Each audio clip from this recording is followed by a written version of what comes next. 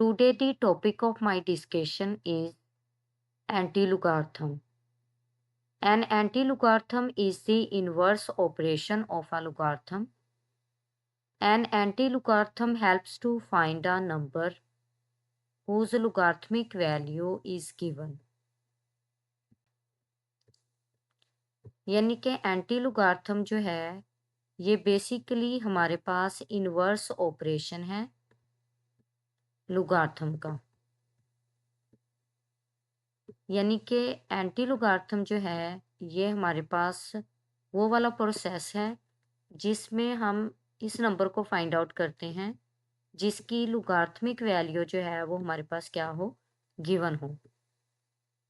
यानी basically anti logarithm से के ज़रिए जो है वो नंबर हम फाइंड आउट कर सकते हैं जिसकी लोगारिथमिक वैल्यू यानी लोग जो है वो हमारे पास क्या हो, गिवन हो। यहाँ पे है हमारे पास log of x with base b is equal to Y. Basically y जो है ये हमारे पास लोगारिथम है x का विद बेस b।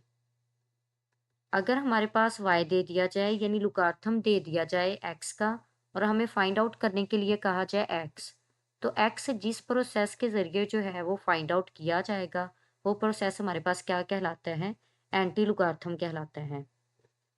अगर हमारे पास ये लोगारिथमिक फॉर्म है और हम इसे जो है वो एक्सपोनेंशियल फॉर्म में कन्वर्ट कर रहे हैं, तो एक्सपोनेंशियल फॉर्म में हम इस तरह से इसे राइट करेंगे b raise to power y is equal to x। तो बेसिकली x जो है ये हमारे पास एंटी लोगारिथम है y का विद बेस b और y जो है ये लोगारिथम है x का विद बेस b। यहाँ पे देखें, यहाँ पे हमारे पास है 4 raise to power 5 is equal to 1024। यहाँ पे 4 जो है ये बेसिकली हमारे पास बेस है, 5 जो है ये एक्सपोनेंट है यानी कि लोगारिथम है और 1024 जो है ये बेसिकली हमारे पास एंटी लोगारिथम है। अगर हम इसे लोगारिथमिक फॉर्म में जो है वो राइट करें तो ये हमारे पास हो जाएगी log ऑफ 1024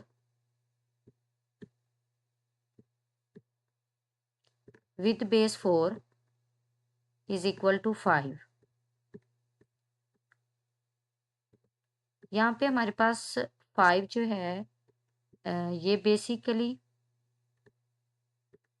लोगारिथम है 1024 का with base 4।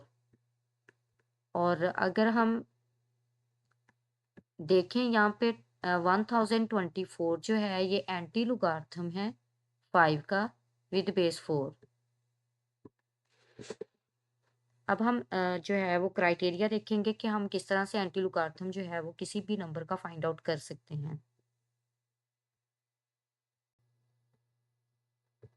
Let us find the anti-logarithm of 2.1245।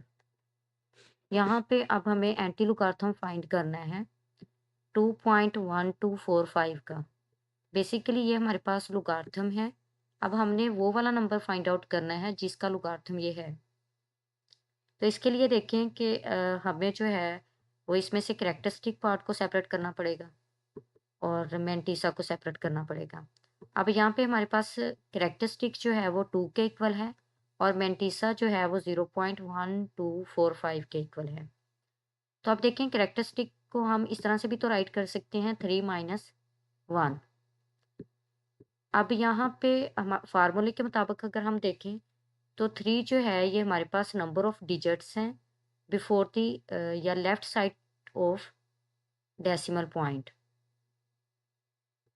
और 1 जो है ये हमारे पास फार्मूले के लिहाज से माइनस हो रहा है।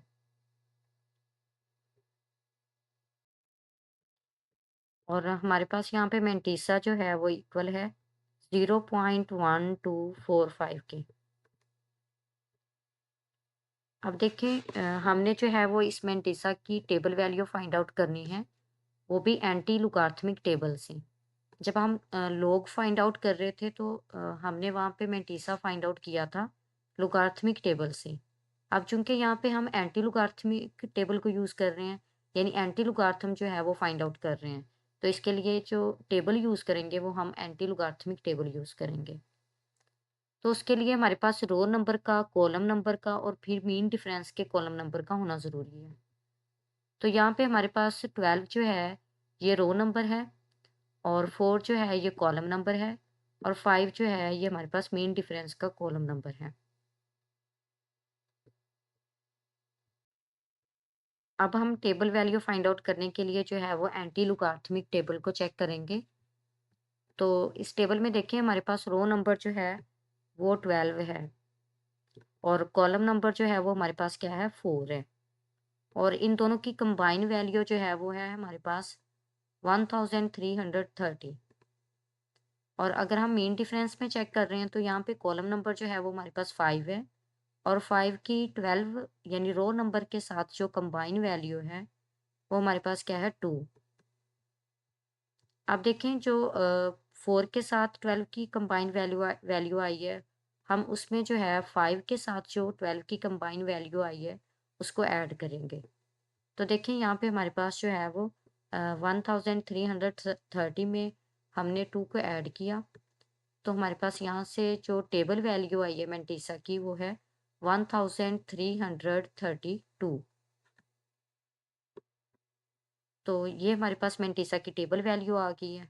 चूँकि कैरेक्टरिस्टिक जो है वो पहले से ही हमारे पास हमने सेपरेट कर लिया था पार्ट, तो वो 2 के इक्वल था और हमें पता है कि हम 2 को राइट कर सकते हैं 3 माइनस 1 की फॉर्म में। अगर हम कैरेक्टरिस्टिक फाइंड आउट करने का फार्मूला देखें for a number which is greater than 1, तो यहाँ पे 3 जो है ये नंबर ऑफ डिजिट्स हैं to the left of decimal point और यहाँ पे 1 जो है ये फार्मूले के लिहाज से माइनस हो रहा है। तो इसका मतलब है कि हमारे पास 3 डिजिट्स के बाद डेसिमल पॉइंट आएगा। अब यहाँ पे हमारे पास 4 डिजिट्स हैं, तो अब कैरेक्टरिस्टिक के मुताबिक हमारे पास 3 डिजिट्स के बाद डेसिमल पॉइंट आएगा। तो इसका मतलब है यहाँ पे हमारे पास एंटी लॉगरिथम जो है ये इक्वल होगा 133.2 के। तो देखें 3 के लिहाज से हमारे पास 3 डिजिट के बाद डेसिमल पॉइंट आना था। तो first digit, second digit and third digit. तो थर्ड डिजिट के बाद जो है हमारे पास डेसिमल पॉइंट आ रहा है। तो ये हमारे पास जो है वो एंटी लॉगरिथम है नंबर का। तो antilog of 2.1245 is equal to 133.2, यानी कि हमने वो नंबर फाइंड आउट कर लिया है जिसका लॉग जो है वो हमारे पास गिवन था। तो यहाँ पे ये एंटी लॉग है इस वैल्यू का और यहाँ पे ये वाली वैल्यू जो है ये लॉग है इस वाली वैल्यू का। नेक्स्ट है हमारे पास example number 11, find the value of x in the followings. हमने जो है वो एक्स की वैल्यू फाइंड आउट करना है। फर्स्ट केस है हमारे पास log of x is equal to 0.2568। तो अब देखिए यहाँ पे हमारे पास log ऑफ एक्स जो है ये इक्वल है 0.2568 के। तो हम इसे इस तरह राइट कर सकते हैं, x is equal to anti log of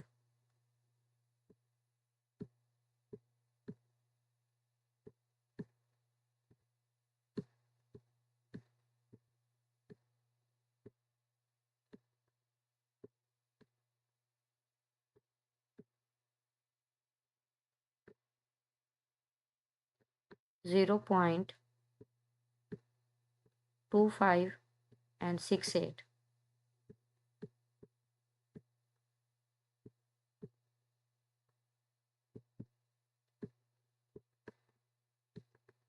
यानी बेसिकली हमने 0.2568 का एंटी लॉगरिथम फाइंड करना है, यानी एंटी लॉगरिथम फाइंड करना है। यानी कि वो नंबर फाइंड करना है जिसका एंटी लॉग जो है वो हमें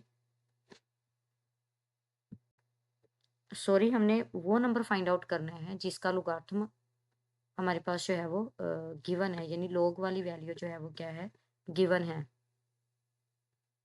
अब देखें इसमें हम कैरेक्टरिस्टिक पार्ट को और मेंटिसा को पहले सेपरेट करेंगे। यहाँ पे हमारे पास कैरेक्टरिस्टिक जो है वो डेसिमल पॉइंट से लेफ्ट साइड पे है। ये हमारे पास किसके इक्वल है, 0 के। और यहाँ पे मेंटिसा जो है ये हमारे पास इक्वल है 0.2568 के। अब हमें जो है वो टेबल वैल्यू चेक करनी है मेंटिसा की, यानी 0.2568 की। तो इसके लिए हमारे पास रोल नंबर का, कॉलम नंबर का और फिर नेक्स्ट मीन डिफरेंस के कॉलम नंबर का होना ज़रूरी है। तो यहाँ पे हमारे पास रो नंबर जो है वो 25 है, कॉलम नंबर जो है वो 6 है और 8 जो है ये हमारे पास मीन डिफरेंस का कॉलम नंबर है। तो इसके लिए जो है वो हम एंटी लुगार्थमिक टेबल को यूज़ करेंगे। अब हमारे पास यहाँ पे देखना है, हमने रो नंबर 25 है और कॉलम नंबर 6 है। रो नंबर 25, तो यहाँ पे हमारे पास 25 है।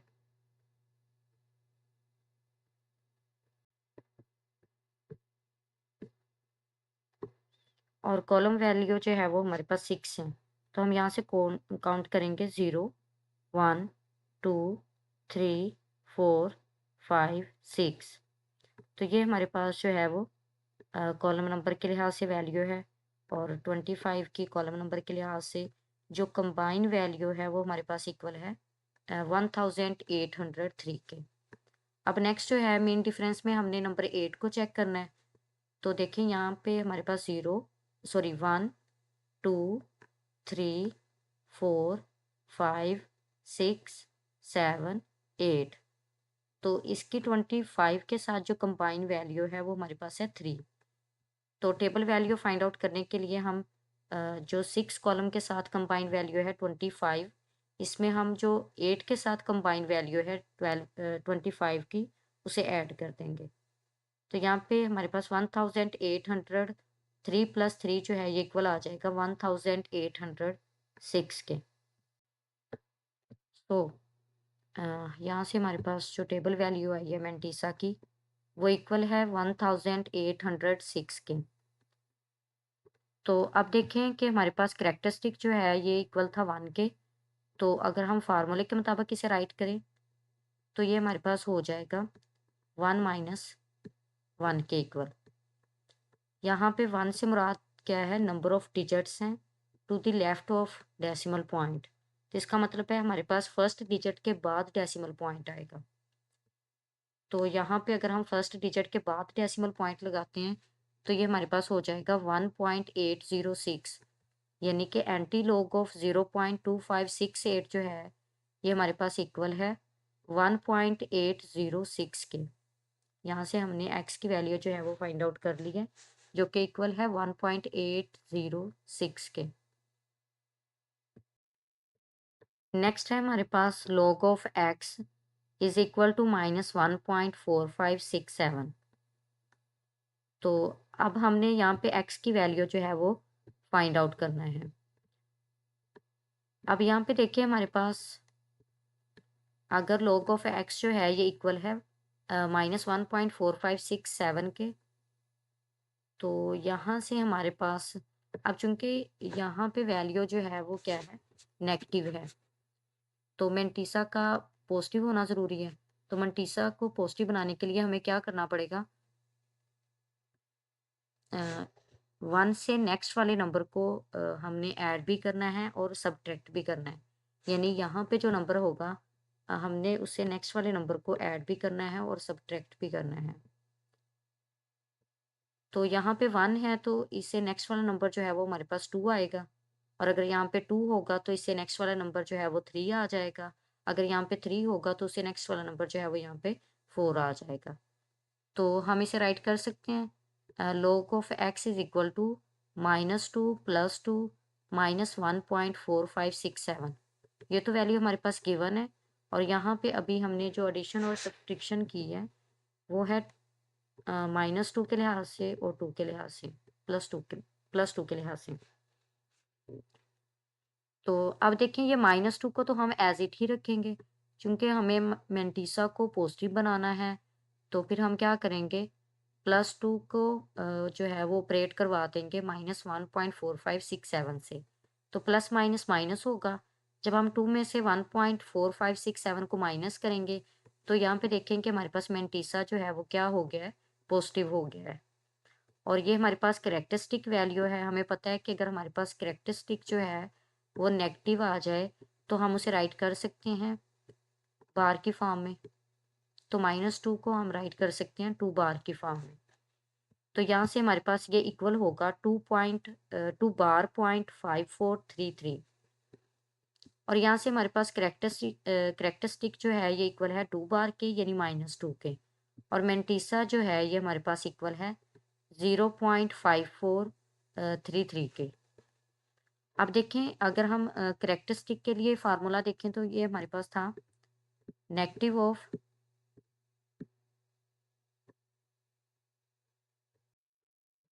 Number of zeros between decimal point and the first non zero digit +1।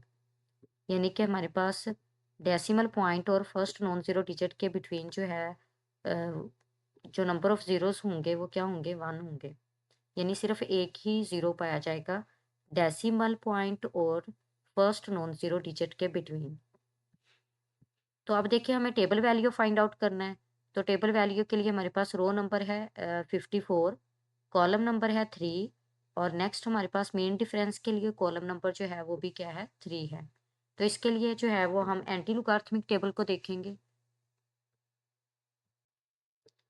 तो देखिए यहाँ पे हमारे पास रो नंबर जो है वो 54 कहाँ पे है।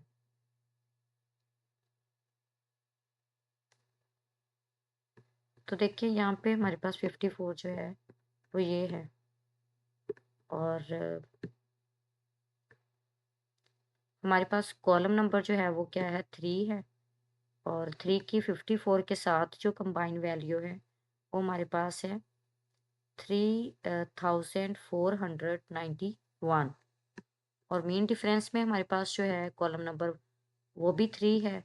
और इस कॉलम नंबर की 54 के साथ जो कंबाइन वैल्यू है वो हमारे पास है 2। अब जो हमारे पास टेबल वैल्यू होगी मैंटीसा 0.5433 की, ये हमारे पास इक्वल होगी 3491 प्लस 2 यानी कि 3493। So table value of 0.5433 is equal to 3491 plus 2 is equal to 3493। तो यहाँ पे हमारे पास जो है ये टेबल वैल्यू आई है। और अगर हम देखें कि हमारे पास करेक्टरिस्टिक जो है ये इक्वल था माइनस ऑफ 1+1 के। यानी कि हमारे पास डेसिमल पॉइंट और फर्स्ट नॉन ज़ीरो डिजिट के बिटवीन जो है वो सिर्फ एक ही ज़ीरो होगा। तो देखें यहाँ पे हमारे पास 3493 है। तो ये यहाँ पे फर्स्ट नॉन ज़ीरो डिजिट जो है वो 3 है और डेसिमल पॉइंट जो है वो ये वाला है। इन दोनों के बिटवीन जो है वो एक नंबर ऑफ ज़ीरो होना चाहिए। So x is equal to 0.03493। Next है हमारे पास log of x is equal to -2.1234। तो यहाँ पे देखें, यहाँ पे भी हमारे पास जो है वो मैंटीसा नेगेटिव है। तो इसे पॉजिटिव बनाने के लिए हमें क्या करना पड़ेगा, 2 से नेक्स्ट वाले नंबर को ऐड भी करना पड़ेगा और जो है वो सब्ट्रैक्ट भी करना पड़ेगा। तो यहाँ पे हमारे पास log ऑफ x जो है ये इक्वल होगा -3 + 3 -2 ऑफ 1234। यानी कि ये वाली वैल्यू तो हमारे पास पहले से ही है और हमने जो है वो 3 को प्लस भी किया है और माइनस भी किया है। अब चूंकि हमने मैंटीसा को पॉजिटिव बनाना है तो उसके लिए हमारे पास -3 को हमने एज इट ही रखा है और इस +3 को हमने ऑपरेट करवाया है -2.1234 के साथ। तो जब हम 3 में से 2.1234 को माइनस करेंगे तो ये हमारे पास इक्वल आ जाएगा 0.8766 के। और चूंकि ये हमारे पास करेक्टरिस्टिक जो है ये नेगेटिव है तो हम इसे जो है वो 3 बार की फॉर्म में भी राइट कर सकते हैं। तो यहाँ पे हमारे पास जो लॉगरिथमिक फॉर्म दी गई है वो ये है 3 बार 0.8766। तो यहाँ पे हमारे पास जो करेक्टरिस्टिक है वो 3 - 3 के इक्वल है या 3 बार के इक्वल है, और मेंटिसा जो है ये हमारे पास इक्वल है 0.8766 के। तो अगर हम करेक्टरिस्टिक का क्राइटेरिया देखें तो ये हमारे पास फॉर नंबर लेस देन 1 के लिए इक्वल होता है minus of number of zeros between decimal point and the first non zero digit. तो यहाँ पे 3 जो है ये हमारे पास इक्वल होगा 2 के, और यहाँ पे नेक्स्ट +1 करना है यानी फार्मूले के लिहाज से, तो ये हमारे पास बन गया 3 2 + 1 के इक्वल। तो इसका मतलब है हमारे पास डेसिमल पॉइंट और फर्स्ट नॉन जीरो डिजिट के बिटवीन जो ज़ीरोस होंगे वो कितने होंगे, 2 होंगे। अब जो है हम इसकी टेबल वैल्यू चेक करेंगे। मेंटिसा की टेबल वैल्यू चेक करने के लिए हमारे पास यहाँ पे रो नंबर जो है वो 87 है, यहाँ पे कॉलम नंबर जो है वो 6 है, और यहाँ पे नेक्स्ट जो मेन डिफरेंस का कॉलम नंबर है वो है 6। अब इसके लिए जो है हम एंटी लुगारिथमिक टेबल को जो है वो एक बार देखेंगे, उसे हम टेबल वैल्यू इजीली कैलकुलेट कर लेंगे। अब देखिए यहाँ पे हमने रो नंबर चेक करना है 87, तो 87 है हमारे पास यहाँ पे, और कॉलम नंबर जो है वो हमने चेक करना है 6, और मेन डिफरेंस का जो कॉलम नंबर है वो भी हमारे पास है 6। सॉरी, यहाँ पे 87 को चेक करना है, ये मैंने सर्कल किया है 86 को, हमने 87 को सर्कल करना है। तो यहाँ पे हमारे पास ये 87 है, तो यहाँ से हम चेक कर लेते हैं इसकी कॉलम नंबर के लिहाज से वैल्यू। तो ये हमारे पास 0 1 2 3 4 5 6, तो हमारे पास कॉलम नंबर जो है वो 6 है। तो यहाँ पे 6 की 87 के साथ जो कंबाइन वैल्यू है वो इक्वल है 7516 के। तो अब हम देख लेते हैं मेन डिफरेंस की वैल्यू जो कि कॉलम नंबर 6 के लिहाज से होगी। तो यहाँ पे हमारे पास 1 2 3 4 5 6, तो यहाँ पे हमारे पास जो है वो 6 की 87 के साथ जो कंबाइन वैल्यू है वो 10 है। तो इसका मतलब है हम मेंटिसा की अगर टेबल वैल्यू फाइंड आउट कर रहे हैं तो उसके लिए हमें 7516 में 10 को ऐड करना पड़ेगा। जब हम 10 को ऐड करेंगे तो ये हमारे पास टेबल वैल्यू हो जाएगी 7516, यानी सॉरी +10 करने से 26, यानी 7500 ये 26 के इक्वल आ जाएगा। तो देखिए यहाँ पे हमारे पास table value of 0.8766 is equal to 7516 + 10, जो कि इक्वल है 7526 के। तो अब चूंकि हमारे पास करेक्टरिस्टिक जो है वो -3 के इक्वल था, यानी कि हम इसे राइट कर सकते हैं -2 + 1। 2 से मुराद नंबर ऑफ जीरोस हैं between decimal point and the first non zero digit, और 1 जो है वो फार्मूले के लिहाज से ऐड हो रहा है। तो इसका मतलब है हमारे पास डेसिमल पॉइंट और फर्स्ट नॉन जीरो डिजिट के बिटवीन जो है 2 नंबर ऑफ जीरोस होंगे।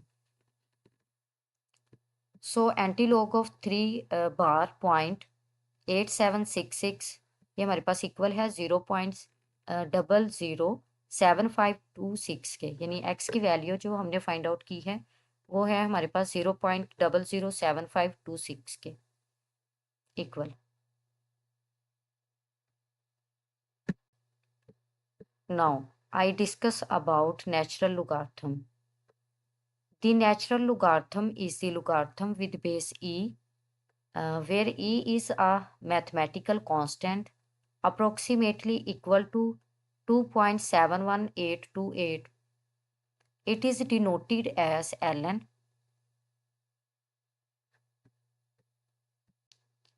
यानी हमारे पास नेचुरल लोगार्थम जो है ये बेसिकली लोगार्थम है विद बेस ई, यानी ई से मुराद क्या है हमारे पास आइलर नंबर। यानी कि हमने पहले कॉमन लॉगरिथम को देखा था कि कॉमन लॉगरिथम बेसिकली हमारे पास ऐसा लॉगरिथम होता है जिसकी बेस जो है वो हमारे पास 10 हो। तो अब सेकंड में ये हमारे पास है नेचुरल लॉगरिथम, और नेचुरल लॉगरिथम हमारे पास ऐसा लॉगरिथम है जिसकी बेस जो है वो एक आइलर नंबर हो यानी ई हो। और यहाँ पे ई जो है ये बेसिकली मैथमेटिकल कांस्टेंट है, और इसकी वैल्यू जो है ये हमारे पास इक्वल होती है तकरीबन 2.71828 के। और इसे डिनोट किस तरह से किया जाता है, एल एन की फॉर्म में। यानी कि अगर हमारे पास लॉगरिथम जो है वो एल एन की फॉर्म में राइट किया होगा तो इसका मतलब है ये हमारे पास लॉगरिथम है विद बेस आइलर नंबर, यानी ऐसा लॉगरिथम जिसकी बेस हमारे पास किसके इक्वल है, आइलर नंबर के इक्वल है। यानी यहाँ पे आइलर नंबर आ जाएगा।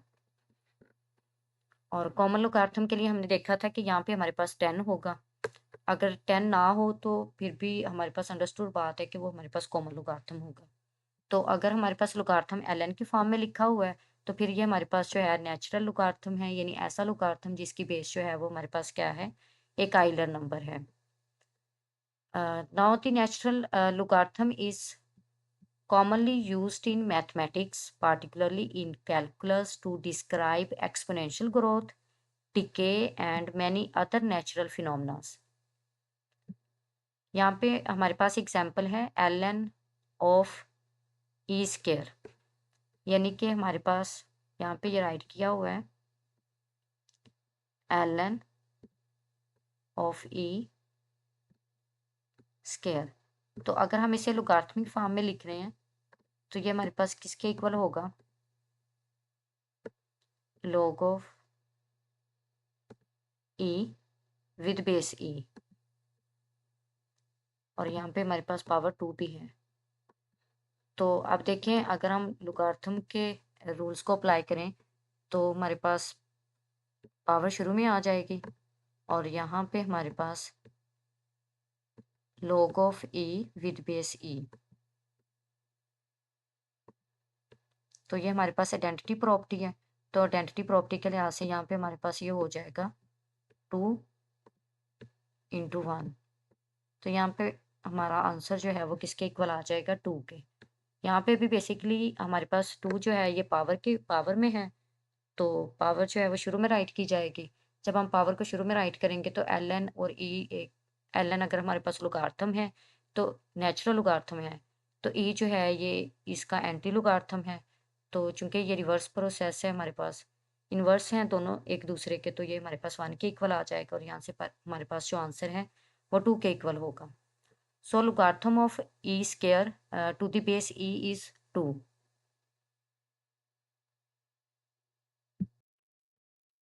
नेक्स्ट हमारे पास है difference between common and natural logarithms. Common logarithm and natural logarithm, यहाँ पे देखिए हमारे पास बेसिकली डेफिनेशन क्या है कॉमन लॉगरिथम की। The base of a common logarithm is 10, यानी कॉमन लॉगरिथम हमारे पास एक ऐसा लॉगरिथम है जिसकी बेस जो है वो हमारे पास क्या है, 10 है। और सेकंड में हमारे पास नेचुरल लॉगरिथम बेसिकली क्या है, the base of a natural logarithm is e, यानी आइलर नंबर, यानी कि ऐसा लॉगरिथम जिसकी बेस जो है वो हमारे पास क्या आ जाए, एक आइलर नंबर आ जाए, तो वो हमारे पास क्या होगा, नेचुरल लॉगरिथम होगा। सेकंड हमारे पास है it is written as log of x with base 10 और simply as log of x, यानी यहाँ पे अगर बेस नहीं होगी तो अंडरस्टूड बात है कि यहाँ पे बेस जो है वो हमारे पास क्या होगी, 10 होगी। With no base is specified. इसका नेक्स्ट हमारे पास पॉइंट है it is written as L N of x, यानी नेचुरल लॉगरिथम को जो है वो हम किस तरह से राइट करते हैं, एल एन ऑफ एक्स की फॉर्म में राइट करते हैं। नेक्स्ट हमारे पास है common logarithms are widely used in everyday calculations, यानी कॉमन लॉगरिथम जो है ये बेसिकली हमारे पास एवरीडे कैलकुलेशंस में यूज होता है, specially in scientific and engineering applications. और जो नेचुरल लॉगरिथम है इसके यूजेस हैं हमारे पास, natural logarithms are commonly used in higher level mathematics, particularly calculus and applications involving growth decay processes। यहाँ पे जो है वो ये ध्यान में रखना है आप लोगों ने कि लॉगरिथम की 2 टाइप्स हैं यहाँ पे। एक जो है वो कॉमन लॉगरिथम है और सेकंड जो है वो हमारे पास नेचुरल लॉगरिथम है।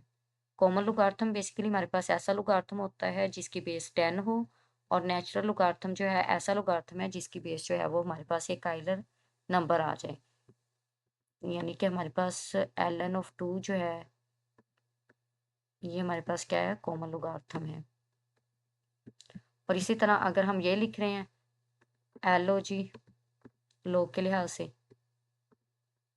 तो ये हमारे पास जो है ये कॉमन लॉगरिथम है। यानी कि अगर हम यहाँ पे बेस 10 ना भी लिखें फिर भी हमारे पास ये क्या होगा यहाँ पे बेस कितनी होगी 10 होगी।